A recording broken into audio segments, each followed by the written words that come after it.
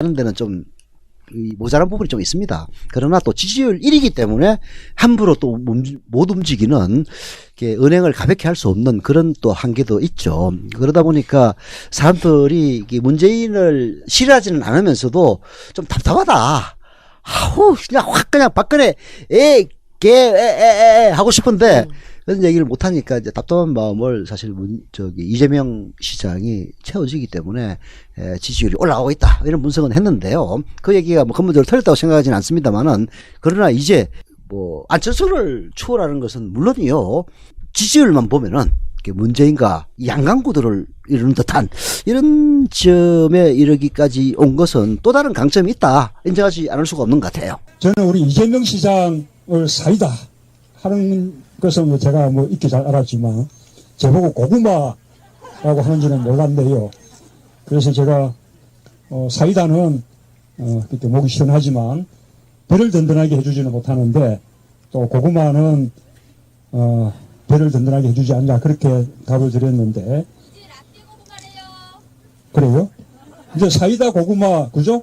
이게 사이다만 마시면 또 배가 고프니까 또 고구마도 함께 먹고 고구마만 먹으면 목이 메이니까 또 사이다도 함께 마시고 그러면 좋겠죠. 예, 그렇게 사이다와 고구마 우리 함께 해 나갈 겁니다. 그죠. 저는 뭐 입에서 말했지만 이재명 시장이 사리에 밝고 그리고 메시지도 잘 전달하고 행정 능력도 인정받았고 그런 강점들이 투영됐다고 봐요. 그냥 뭐 촛불 앞에 선두에서 서서 뭐 연설을 잘했다, 뭐 앞에 레디컬하다 그런 것 때문이 아니고 그런 이 사람의 휴먼 자체, 인간 자체의 강점이 이제 부각이 되고 있다. 뭔가의 강점이 있다는 것은 뭐 이론의 여지가 없는 것 같아요. 앞장서서 잘 됐다면은 쇠고기 정국 그 이후에 또 뭐가 있었죠? 세월호, 그 다음에 한진, 뭐, 이런 사태에서 앞장을 섰던 분이 한 분 계십니다. 그죠. 정동영 의원이라고. 근데 그분은 크게 빛을 못 봤어요. 물론 한번 심판을 받았던 사람이다라는 그 한계는 있습니다만은, 이렇게 어디 가가지고 앞장선다고 해서 꼭 잘 된다는 보장은 없다. 이런 얘기를 이제 정동영 의원과 이재명 시장을 비교하면은 이제 드러나는 건데요. 그러나 또 한편으로는 그런 강점을 평가절하할 수 있는 요소들도 많이 있긴 합니다. 예를 들어서 말 잘하는 거는 출신 성분이 그래서 말 잘한다. 쉽게 얘기해서 말 잘하면 공산당이란 그 얘기도 있습니다만은 대단히 좀 급진적인 진보 좌파 출신이다. 이런 얘기는 또 이재명 시장이 갖고 있는 강점이면서도 약점으로 지적하는 사람들도 많이 있거든요. 그러다 보니까 말을 잘하게 됐다. 이런 식으로 또 폄하하는 사람들도 있더라고요. 이재명 시장이 그 말을 좀 과격하게 하고 실언이 많다. 그런 거는 제가 봤을 때 인터넷에서 짧게 무슨 어떤 특정한 장면을 잘라서 유포를 시켜서 그렇지 이분이 이제 성남시장 나갔거나 다른 데서 토론하는 거 보면 그렇게 뭐 실언하는 스타일이 아니에요. 말 잘해요. 네. 그게 이제 무엇보다도 말을 잘한다는 게 아니라 아까 2부에서도 말 잘한다는 부분에서 얘기를 했는데 말의 스킬이 좋은 사람이 있습니다. 그런 대표적인 사람이 이해훈이라든지 전역 같은 사람들이 이 스킬적으로 말을 잘해요. 난 전역하고도 옛날 2000 몇 년도에 한번 토론한 적이 있는데 굉장히 말을 잘합니다. 근데 이제 그런 스킬은 한계가 있어요. 근데 사람의 심금을 울리려면은 그 스킬에 진정이 들어가야 됩니다.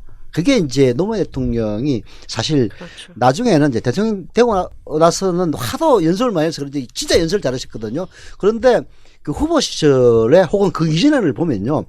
그 진정성 때문에 전체가 좋아 보여서 그렇지 전반적인 연설 스킬 면에서 보면은 미숙한 점이 한두 가지가 아니었어요. 그래서 말을 잘한다는 것에는 반드시 이 진정성이 이제 포함이 돼야 되는데 이재명 시장은 뭐 단순히 말을 잘하는 정도가 아니라 최소한 자기가 경험한 부분 내에 대한 진정성은 존재한다. 이런 믿음을 줄 수는 있죠.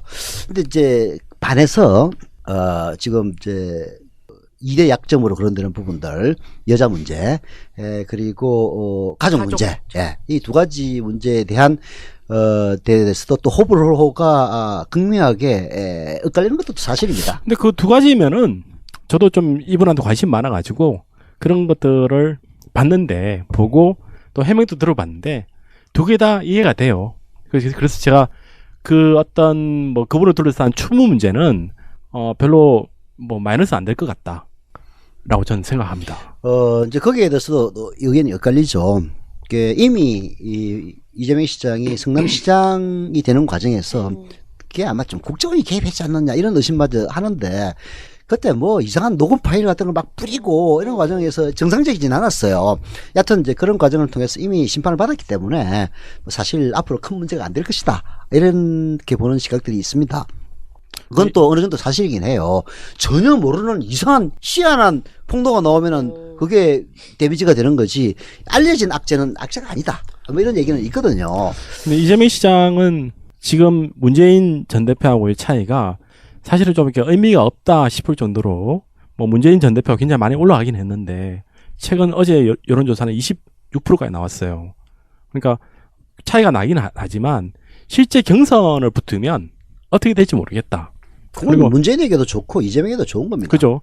그리고 이재명 시장의 그 그룹은 경선 전문가들이 워낙 많기 때문에 실제로 붙으면 어떻게 될지 모르겠다. 옛날 정동영 의원이 이 대통합민주신당에서 후보가 될 때 그때 적극적으로 플레이를 했던 사람들이 상당수 이재명 시장의 희화로 들어갔다 이런 이야기가 있는데 뭐 제가 확인한 바는 아닙니다.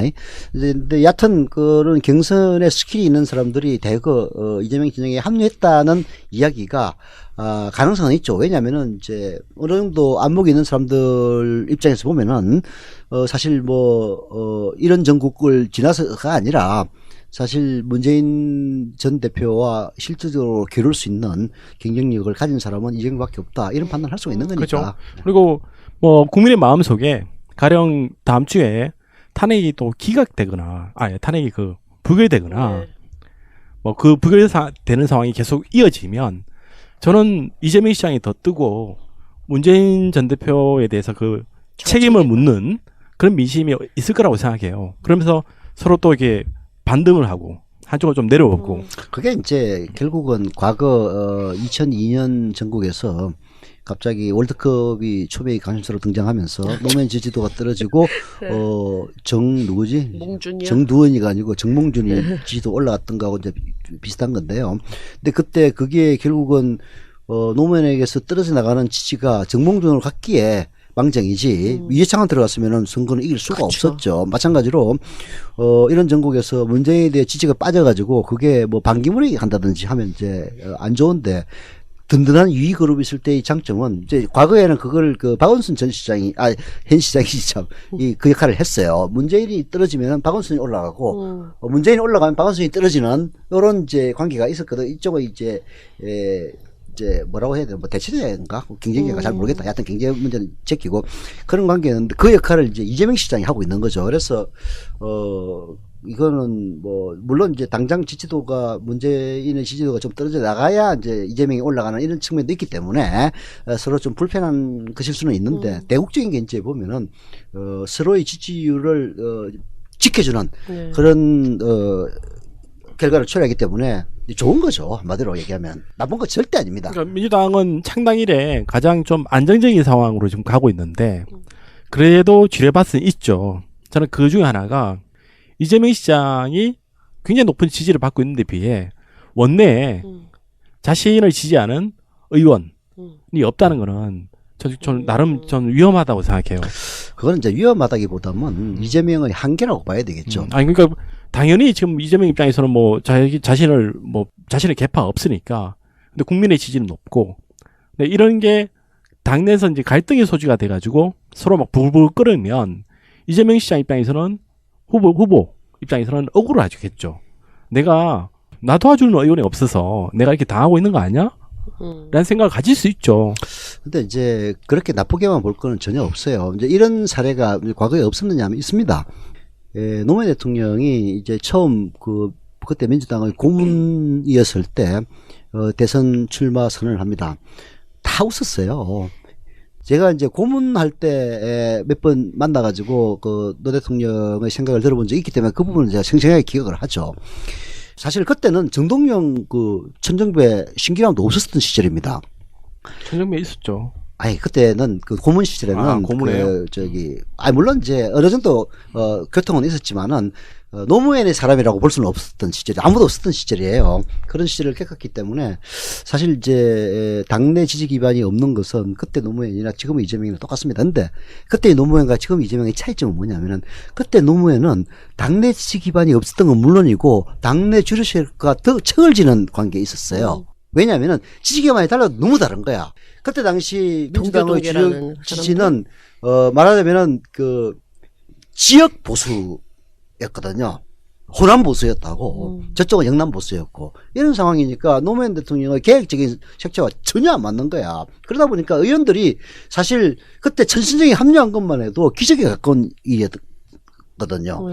그래서 노무현 대통령은 당내 지지감이 없어가지고 굉장히 어려움을 많이 겪었습니다. 근데 지금은 이게 지금 물론 이제 친문 패권주의란 그런 비아냥이 나올 정도로 지난 그 총선에서 문재인 사람들이라고 생각되는 사람들이 대거 당선된 건 사실이죠. 그것도 따지고 보면은 사람들이 괜찮아서 된 건데 결과를 놓고 와가지고 이제 박근혜가 그 짓을 하니까 문재인도 그랬을 것이다라는 이제 측면에서 친문하는데 문제는 그 사람들이 문재인 의원을 지지를 하지만은 예를 들어서 이재명이 앞서 나간다면은 그렇다고 척을 질 사람들은 전혀 아니죠. 이런 거는 굉장히 큰 차이입니다. 그래서 지금 당장 지지도를 확산시키고 내가 집권했을 때 당도 이렇게 나를 따라줄 것이다. 이런 걸 보여주는 거하고 안 보여주는 거하고 큰 차이가 있기 때문에 이재명의 지지도를 한 단계 더 끌어올리는 데는 큰 약점이에요. 자기를 따르는 사람 국회의원이 없다는 건. 반면에 이제 문재인 전 대표 같은 경우는 큰 강점이죠. 봐라, 내가 집권하면은 다 내 사람들이야. 그게 전혀 문제 없이 당정을 이끌어갈 수가 있어. 왜냐하면 당정이 삐걱거려가지고 학을 뜬 사람들이 노무현 지지자들이거든요. 그래서 그런 이제 약점 장단점으로 그런 될 수 있지만 그게 이재명이 맞이하고 있는 과거 노무현이 맞이했던 그런 정도의 어려움은 아니다 이렇게 볼 수는 있죠. 아니 이재명 시장이 만약에 경선에서 이기면 사실 노무현 코스프레라고 하면 좀 그렇지만 어쨌든 그런 상황에 몰릴 것이다 라는 예측을 할 수 있어요. 그때와 상황이 다르긴 하지만 오히려 그때는 노무현 후보는 당의 주류로부터는 배척받았지만 당의 밑둥 청년 당원들한테는 상당히 인기 있는 그리고 애정이 있었던 당에 대해서도 애정이 있었던 그런 분이고 이재명 시장은 좀 약간 당과는 약간 색깔이 좀 다르죠. 그래서 그런 면이 앞으로 어떤 리스크가 되겠다. 근데 이제 이재명 시장 쪽의 그룹에 경선에 뛰어난 선수들이 있다. 이 표현은 정말 대단한 선수들이에요. 경선이라는 게 룰에 따라 어떻게 적용되냐에 따라 결과가 달라지는데 그때 그 이재명 시장하고 같이 하고 있는 그룹은 아주 뛰어난 선수들이다. 근데 그분들의 능력이 발휘되기가 좀 어려운 게 이번 경선은 아직 룰은 확정이 안 됐지만 거의 안심번호제 갈 거예요. 안심번호제가 아직은 어떤 문제가 있는지는 파악이 안 돼요. 안심번호제로 가면 그 선수들이라는 게 예전에 이해찬하고 정동영 다툴 때의 그런 선수를 말하는 건가요? 결과론적으로 얘기를 하는데 이해찬 진영에서 만심해가지고 이게 각 지역에서 이른바 국민참여 경선에 참여하는 신청하는 사람들을 지역 이른바 안배를 안 했어요. 예를 들어서 인구가 10만인 데서 국민참여 경선이 10,000명이 나온다면은 20만인 데서는 2만이 나와야 맞잖아요. 근데 동원력에 따라서 10만인 데서 10만이 나올 수도 있고 20만인 데서 10,000명이 나올 수도 있단 말이에요. 이런 문제에 대해서는 이제 나중에 난 이해찬이한테 직접 물어본 건 아닌데 당시 당연히 들려오는 얘기로는 그렇게 해도 자기들도 동원력에 자신 있기 때문에 절대 불리하지 않다 이렇게 생각하고 그 룰을 받아들였다는 거예요. 그런데 막상 까보니까 이건 정동영 동원력이 어마어마했던 거예요. 특히 국회 부의장 했던 이 뭐시기야 충청도에 그 양반이 동원한 거는 진짜 그냥 상상을 절할 정도였거든요. 좀 엽기적이었죠. 네, 이제 그래서 이제 했는데 그걸 나중에 다 알고 그 이후에는 이른바 그때 이제 정동영 의원을 지지했던 이른바 경선 전문가들이 정통이라고 불렸거든요. 정동영과 통하는 사람들이라는 이제 뜻에서 줄여서 정통인데 정을 통하느냐 이런 또 비난도 받은 적이 있죠. 여하튼 정통의 전문가들이 그 다음 경선부터는 큰 힘을 못 썼다. 그런 걸 보면은 이제 이번에도 이제 적용되기가 쉽지는 않다 이런 전망이 나오긴 해요. 근데 문제는 여하튼 이재명 시장이 갖고 있는 경쟁력이 이 상상 이상으로 올라왔다. 이게 이제 불변의 사실이기 때문에. 그러니까 최영수 대표님이 금방 말했던 그게 전문 용어로 완전 개방형 국민 경선제 그 룰에 따라 했다가 완전히 박살이 나는 그 당시 친노 진영이 그러니까 이 룰을 어떻게 잡느냐에 따라 경선은 결과가 달라지죠. 국민의 지지도 사실 큰 관계 없이 그런 부분들이 이 선수들의 영향을 발휘할 기회가 있으면 충분히 뒤집어질 수 있고, 그건 제가 약간 이재명 시장이 좀 약간 폄하한 느낌 들어요. 근데 그런 거 빼고 공정하게 붙어도 이제 문재인 전 대표가 유약하다. 그래서 안 된다라는 소문이 확 퍼지고, 이재명 시장이 정말 메시지도 명확하고, 저 사람이 되면 지난 10년간 적폐를 완전 작살내겠어. 라는 신뢰가 생기면 결과가 바꿔질 수가 있죠. 사실 근데 이제 요즘 이렇게 그런 얘기 많이 돌아요. 근데 그게 말하자면 성급한 결론입니다. 그게 이제 지지도 변화를 쭉 보면요. 문재인 대표가 어떤 측면에서는 막 1위를 달리다가 이게 영원히 1위를 갈 것 같아요. 그런 상황에서 보면은. 근데 갑자기 훅 떨어져 가지고 심지어는 박원순에게 밀린 적도 있습니다. 그래요? 그럼요. 그렇죠. 그런 경우 있다가 또 올라가고 이제 이래 돼가지고 결국은 지지도라는 거는 추이를 봐야 된다.